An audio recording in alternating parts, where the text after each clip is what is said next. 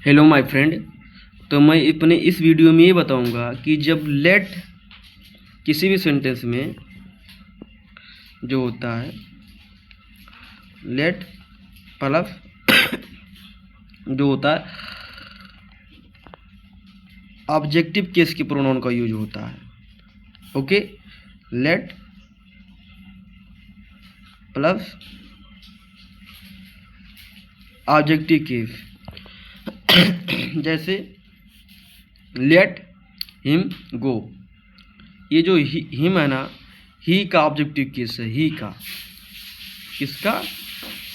ही का objective case him है, तो इसलिए क्या है, ये राइट है। जबकि ये ही खुद ही यहाँ पे नॉमिनेट केस में आया है। यहाँ पे देखिए ही, तो आपका ये सेंटेंस क्या हो जाएगा, रॉन्ग हो जाएगा। किसी भी सेंटेंस में लेट के बाद में या लेट के बाद में आफ्टर यूज लेट इनटू ये sentence to come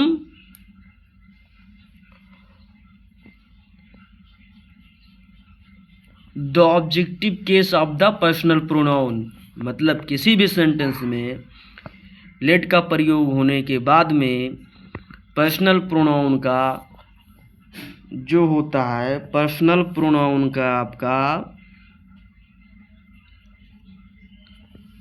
objective case आएगा, न कि नॉमिनेटिव केस आएगा। इसलिए आपका ये रॉन्ग है। यहाँ पे लेट यू एंड मी गो, अब यहाँ पे लेट यू एंड मी गो, तो यहाँ पे जो यू का इस्तेमाल हुआ है वो ऑब्जेक्टिव केस और नॉमिनेटिव केस दोनों का सेम रहता है, इसीलिए यहाँ पे यू आया है। ऑब्जेक्टिव केस में यहाँ पे देखेंगे लेट यू एंड मी भी ऑब्जेक्टिव केस है। गो, यहाँ पे लेट यू ये सब नॉमिनेटिव केस में यूज हुआ है।